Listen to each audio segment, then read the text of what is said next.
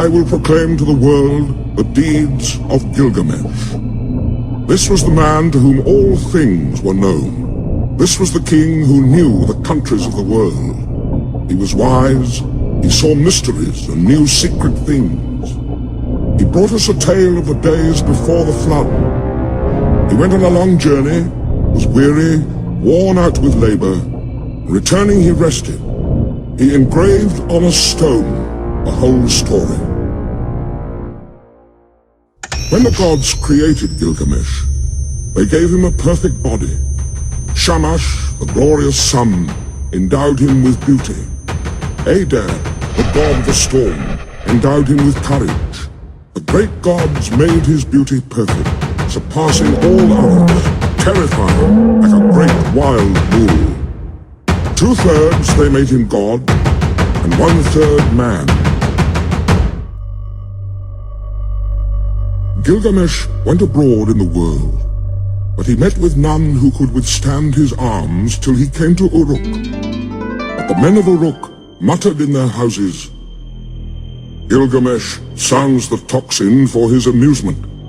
His arrogance has no bounds, by day or night. No son is left with his father, for Gilgamesh takes them all, even the children. Yet the king should be a shepherd to his people. His lust leaves no virgin to her lover, neither the warrior's daughter nor the wife of the noble. Yet this is the shepherd of the city, wise, comely, and resolute." The gods heard their lament. The gods of heaven cried to the Lord of Uruk, to Anu, the god of Uruk. When Anu had heard their lamentation, the gods cried to Aruru, the goddess of creation, "You made him, O Aruru, now create his equal." So the goddess conceived an image in her mind, and it was of the stuff of Anu of the firmament. She dipped her hands in water and pinched off clay. She let it fall in the wilderness, and noble Enkidu was created.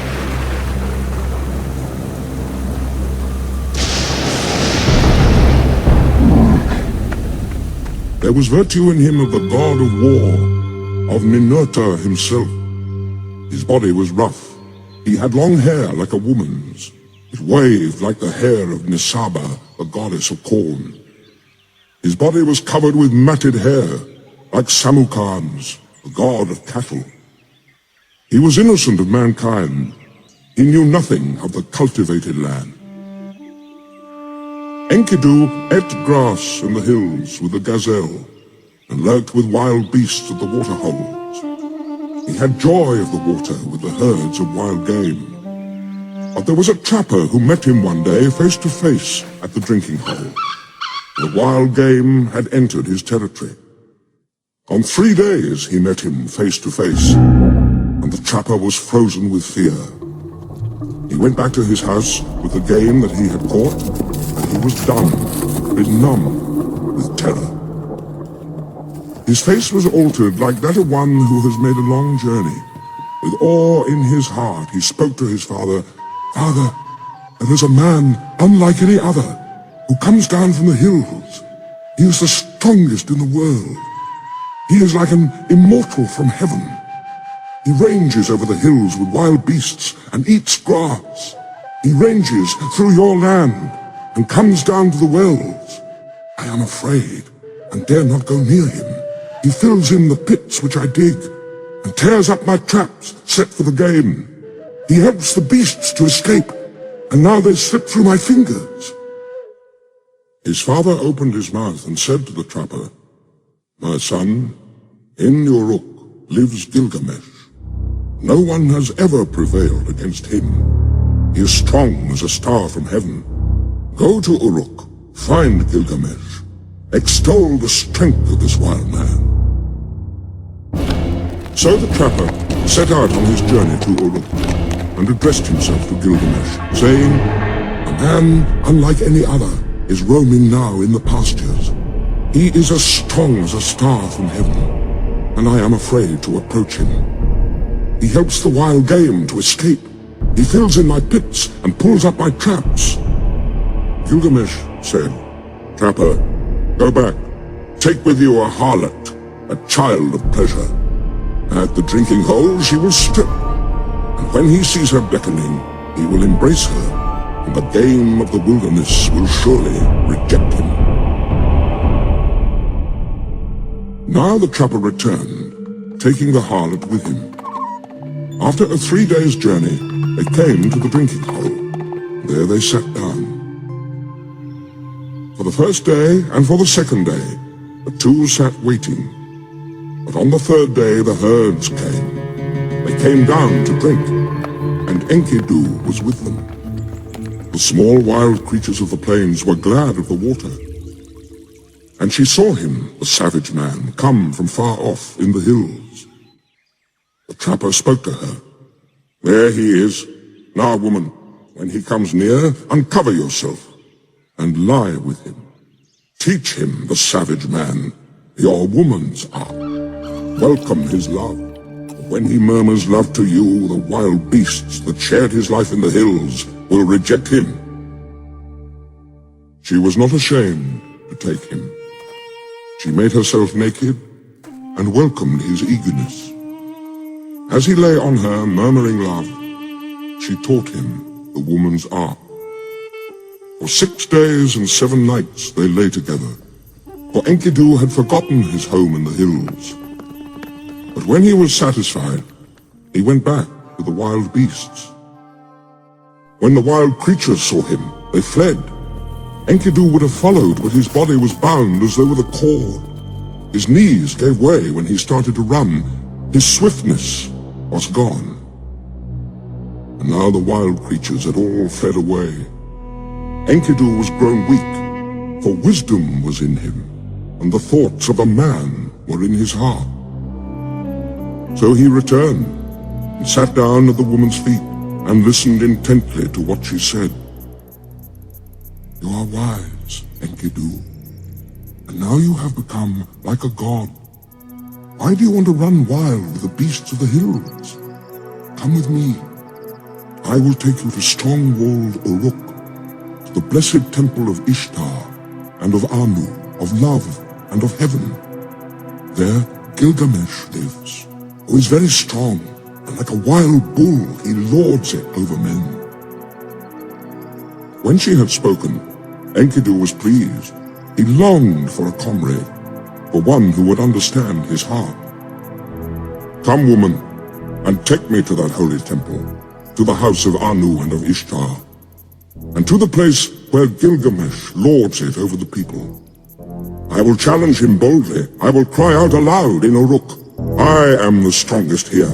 I have come to change the old order. I am he who was born in the hills. I am he who is strongest of all. She said, let us go, and let him see your face. I know very well where Gilgamesh is in Great Uruk. Oh, Enkidu, there all the people are dressed in their gorgeous robes. Every day is holiday. The young men and the girls are wonderful to see. How sweet they smell. All the great ones are roused from their beds. Oh, Enkidu, you who love life, I will show you Gilgamesh, a man of many moods. You shall look at him well in his radiant manhood. His body is perfect in strength and maturity. He never rests by night or day. He is stronger than you, so leave your boasting. Shamash, the glorious sun, has given favors to Gilgamesh, and Anu of the heavens, and Enlil, and Ea the wise, has given him deep understanding, I tell you. Even before you have left the wilderness, Gilgamesh will know in his dreams that you are coming. Now Gilgamesh got up to tell his dream to his mother, Ninsun, one of the wise gods. Mother, last night I had a dream. I was full of joy. The young heroes were round me, and one, a meteor of the stuff of Anu, fell down from heaven. I tried to lift it, but it proved too heavy. I braced my forehead, and I raised it with thongs, and brought it to you, and you yourself pronounced it my brother. Then Ninsun, who is well-beloved and wise, said to Gilgamesh, "Star of heaven, which descended like a meteor from the sky, I have made it for you, a goad and spur. This is the strong comrade, the one who brings help to his friend in his need. He is the strongest of wild creatures, the stuff of Anu. Born in the grasslands, and the wild hills reared him. When you see him, you will be glad. This is the meaning of the dream." Gilgamesh said, "I dreamt a second dream. In the streets of strong-walled Uruk, there lay an axe. I saw it and was glad. I bent down, deeply drawn towards it, and wore it at my side." Ninsun answered, "That axe which you saw, that is the comrade whom I give you, and he will come in his strength like one of the host of heaven. He is the brave companion who rescues his friend in necessity." Gilgamesh said to his mother, "A friend, a counselor has come to me from Enlil, and now I shall befriend and counsel him." So Gilgamesh told his dreams, and the harlot retold them to Enkidu. And now she said to Enkidu, "When I look at you, you have become like a god. Why do you yearn to run wild again with the beasts of the hills? Get up from the ground, the bed of a shepherd." He listened to her words with care. It was good advice that she gave. She divided her clothing in two, and with the one half she clothed him, and with the other herself. And holding his hand, she led him like a child to the sheepfolds, into the shepherds' tents. There all the shepherds crowded round to see him. They put down bread in front of him. But Enkidu could only suck the milk of wild animals. He fumbled and gaped, at a loss what to do, or how he should eat the bread and drink the strong wine. Then the woman said, "Enkidu, eat bread. It is the staff of life. Drink the wine. It is the custom of the land." So he ate till he was full, and drank strong wine, 7 goblets. He became merry. His heart exulted, and his face shone. He rubbed down the matted hair of his body, and anointed himself with oil.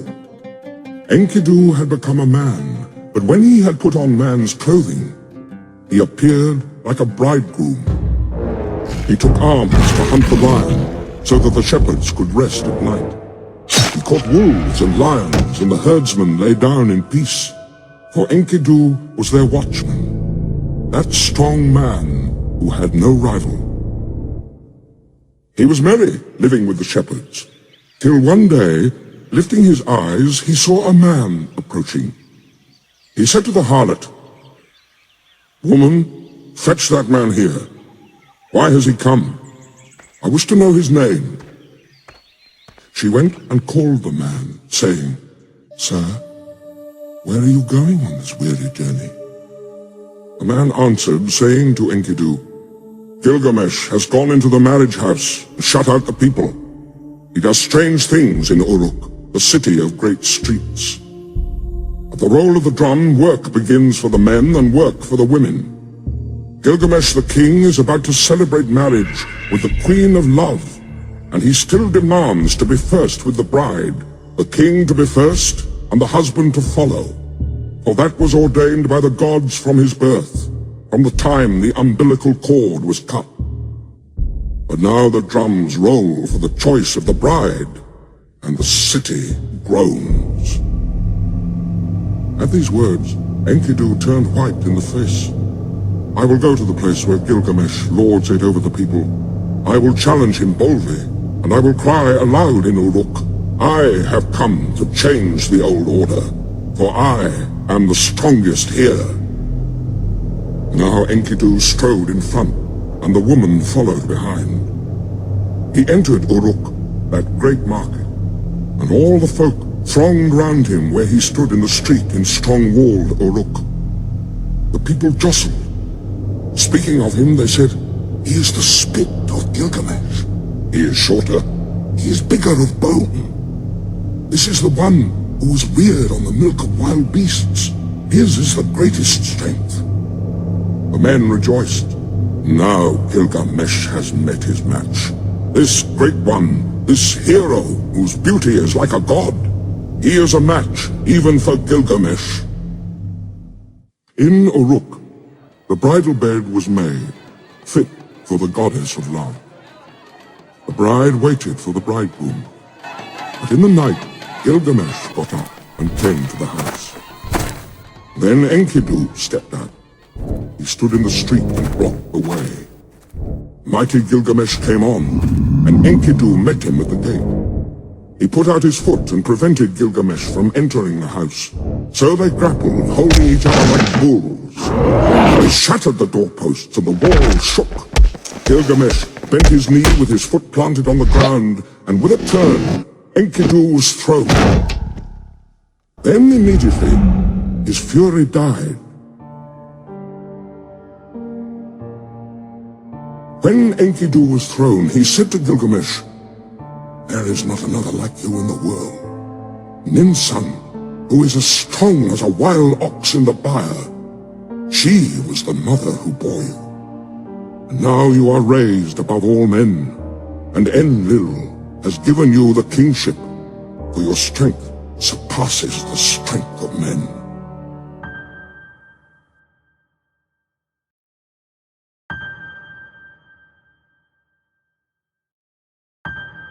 So Enkidu and Gilgamesh embraced, and their friendship was sealed.